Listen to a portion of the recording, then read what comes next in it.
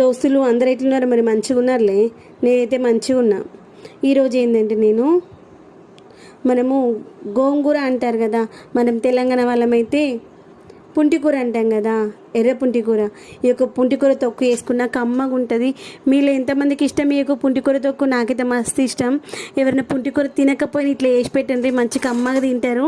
మా ఆయనే తింటకుండా పుంటికూర తినకపోతే ఇట్లా వేస్తే మంచిగా తింటాడు. ఇది మనకు 2-3 రోజుల దాకా కూడా మంచిగా ఉంటుంది, కమ్మగా ఉంటుంది, ఏం ఖరాబ్ కాదు. ఎట్లా వేసుకోవాలి చూద్దామా? ఒక 2 పెద్ద కట్టెలు మన పుంటికూర తీసుకొని ఓన్లీ ఆకులు ఏరుకోవాలి. తర్వాత దానికి సరిపడి పచ్చిమిరపకాయలు, కొంచెం కళ్యామాకు, కొంచెం కొత్తిమీర ఇవి తీసుకోవాలి. కొన్ని నువ్వులు తీసుకోవాలి. ముందైతే మంచి గోంగూరని మంచి కడుక్కొని పెట్టుకోవాలి. మన పుంటికూరని కడుక్కొని పెట్టేసుకొని పక్కన పెట్టుకోవాలి. తర్వాత కొన్ని నువ్వులు తీసుకున్నాక ఆ నువ్వులను మన మూకులేసి మంచిగా అటు ఇటు గోలించుకోవాలి. అవి లాస్ట్కి ఏంటి మంచిగా వేగిన తర్వాత